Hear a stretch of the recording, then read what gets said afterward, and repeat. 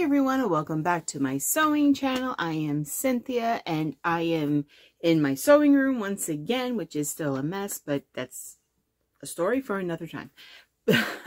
So I am living up to what I had planned to do a few videos ago. I am definitely sewing for charity, starting off the new year right, and doing a lot of crumb quilt sewing, doing some jelly roll blanket sewing, and all the good stuff. I have mentioned before that I do an in-person sewing meetup, and what happened is that I let them know what I was doing. So the ladies were kind enough to give me their scraps. Hi Carolyn, hi Mary, thank you for your scraps. But yeah, so not only did I have my own scraps, which I've been putting in here. These are just my crumbs in this bucket that is full. Hey, there's my rotary cutter.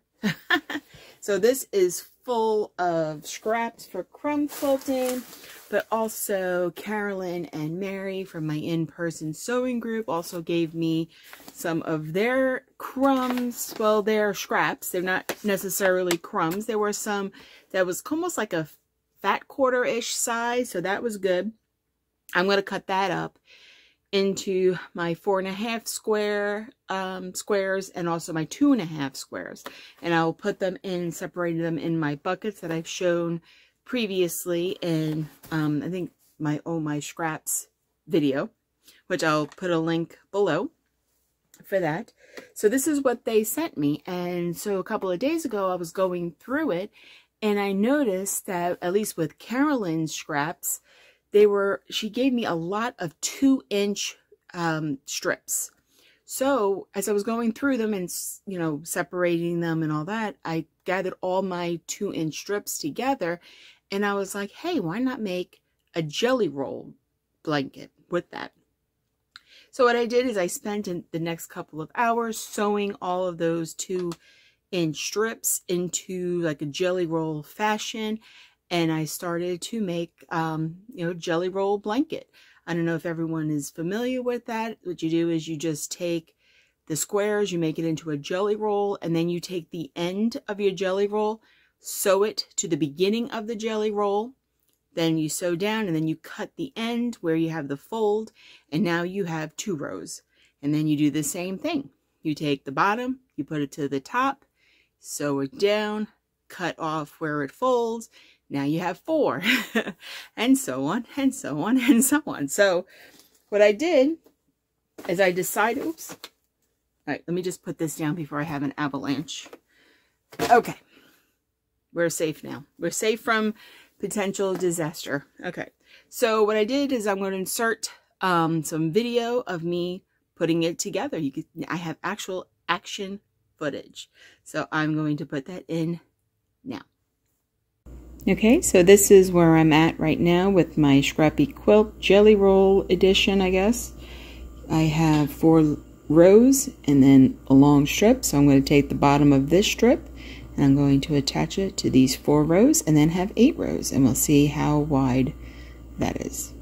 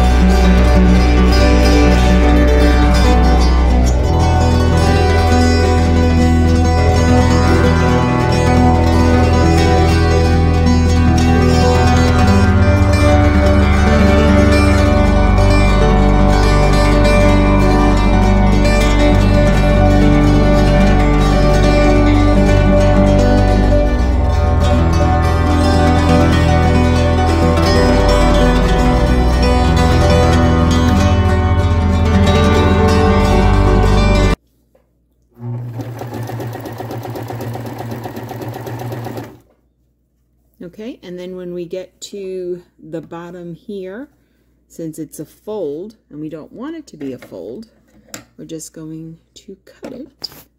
Let's see if I can do this without knocking over the camera. And we just cut it. And then now we have one flat piece. Okay, I'll show that to you. Look, oops, sorry.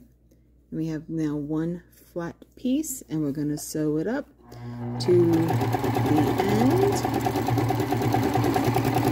And then now we'll iron it open, and we will put the ends together, and then we will have a bigger fabric. So right now, as you can see, we have 1, 2, 3, 4, 5, 6, 7, 8. So now on this side meets up the top that I started with, and we sew those together, we'll have 16, and then we'll do the same at the end and cut it, and then I will show you what it looks like. Okay, so then when you think you have your blanket long enough or wide enough, or to make sure you don't make yourself, you know, a skinny little piece, that's when you stop folding it in half, So I think I'm satisfied with what I got. Unfortunately, I don't have measurements. Do I have a measuring tape around here? No, I don't have one immediately handy, but I would say this is probably a yard, because it goes from nose to fingertip. So, so it's probably a yard across. Show you what it looks like. I can kind of see the camera through. Ah, where's the end? Where's the end? Okay, I'll try and take a picture of it a little bit. And then in length, okay, length is probably a little more than a yard. Because if I do nose to fingertips, that would be this. So that's probably a yard. So maybe a yard and a half. So it's probably a yard wide and a yard and a half long. Now, what I love about this is what I did is that I sewed my scraps together, my 2-inch scraps together, made a jelly roll. And then I sewed Carolyn and Mary's scraps into a jelly roll, 2-inch strips jelly roll. Then I put the 2 jelly rolls together. So I did it that way so that I wouldn't have too many of Mary and Carolyn's fabric together and then my fabric together. So it's just all random. Some pieces are bigger than others. Some are tiny. Like, let's see if I can get a tiny piece. Okay, I want to show you one that I really thought was cute. Hopefully I didn't lose it, because sometimes the pieces get really small sometimes. Where did it go? One moment. One moment. Oh, there it is. I found it. I thought this was cute. Look. A little egg. It's a little egg. Little egg with a smiley face. I'm glad I did not lose that. Because, you know, sometimes when you cut, because this is how it was sewn. It was sewn this way so that the things are going up and down. So, you know, you end up getting little pieces of fabric. And some, like, you know, like what I showed you with my crumbs. This is a piece from my Easter dress. This is a piece from Mass that I made my oldest daughter. See, and some of these are from Mary and from Carolyn. Mary gave me a lot of the nursery stuff, and Carolyn gave me a mixture. And like a little piece there, little pop of green. Now for this one, I didn't like take out like, I don't know, like I didn't do like an all girly, I didn't put like all my girly fabrics together. I didn't put all my masculine fabrics together or whatever. So I do have a little bit of both. See, look, I got a little sports. Girls can do sports. Boys can do sports. Boys can wear flowers. You know, we can do whatever we want. Especially at this age. Come on, this is for a NICU blanket. I need to find out if the parents take home the NICU blankets or if they just stay at the NICU. Because I know when my girls were in the NICU about, well, they're 17 now. So I guess 17.5 years ago when they were in the NICU. Probably 17 years ago, because they came home around Thanksgiving and we're in early January. So, but I don't think I have any blankets. I know I have some hats, I have some socks. I have naturally the blankets that I brought in. But I know sometimes they put it on the bed to cover the bed, like the baby lays on them, or sometimes they just put it over the oscillate, I think they're called, just to sheer the, you know, because hospitals has to be bright, to sheer it down so that they can kind of nighttime train them, or just I guess to make it easier when they're about to go home, to put the blanket on when it's dark to help them sleep or something. Like, I'm not really sure. I'm not a nurse. I'm just a parent that experienced the NICU. Oh, and here's my Valentine's Day dress. So I just thought this would be really, really cute. And this is a piece from my Dress-A-Girl. See, I got little sharks. I just thought this was wonderful. This was a lot of fun. And it's kind of funny though, because I started out making quilts, but then when I started making clothing, I kind of stopped making quilts. So when I was putting this together, quilts take a lot of time to make. I'm sure everyone who makes quilts out there is like, yeah. But like, I could make an outfit in 1 to 2 hours, depending on what the outfit is and how many times I made it before, or whatever.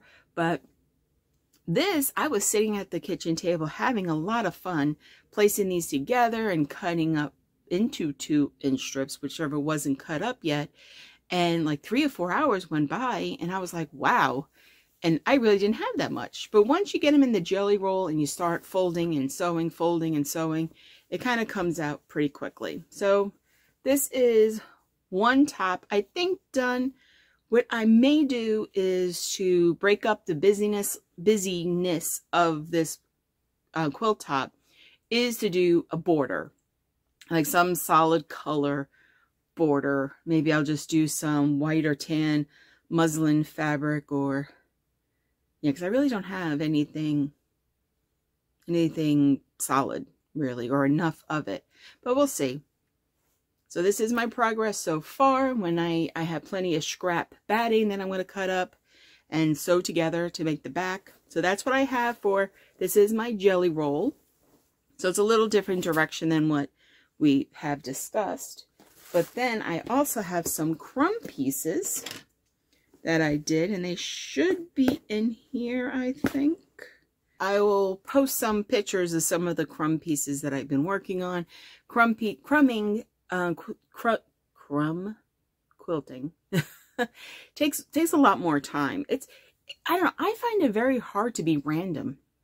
I don't know, I'm like, it's just really challenging just to pick a piece of fabric and just sew them together. Doesn't matter really which way and everything, but I find it very difficult to do that. But I'm working on it. I'm definitely working on it. So that is my update for my charity sewing for this week. I do plan on continuing doing that, and hopefully by the end of this month I will have a few quilts done.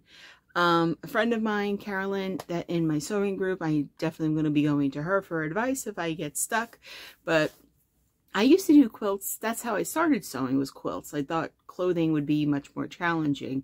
But for me, I'm finding quilts to be a lot of fun again.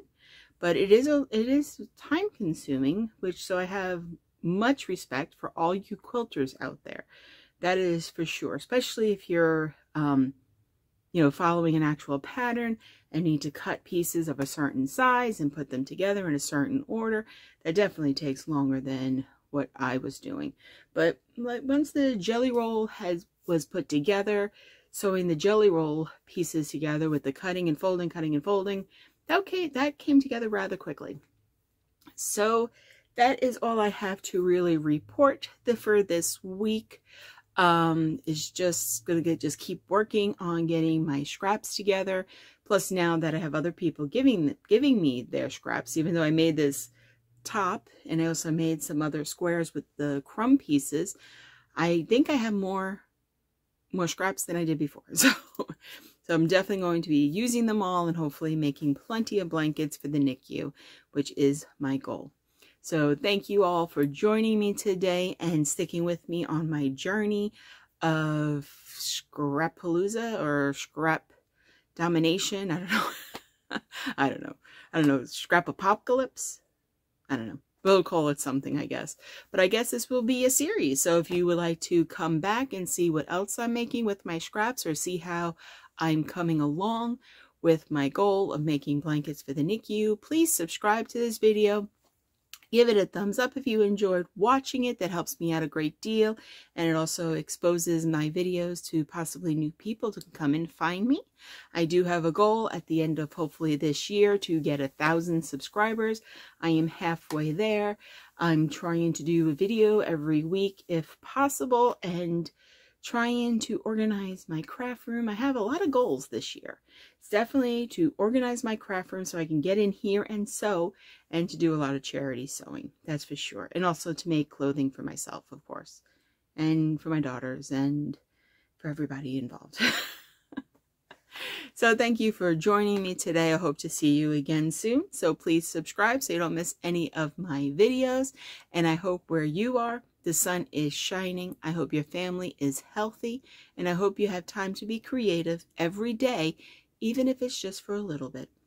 Thank you for joining me. Bye.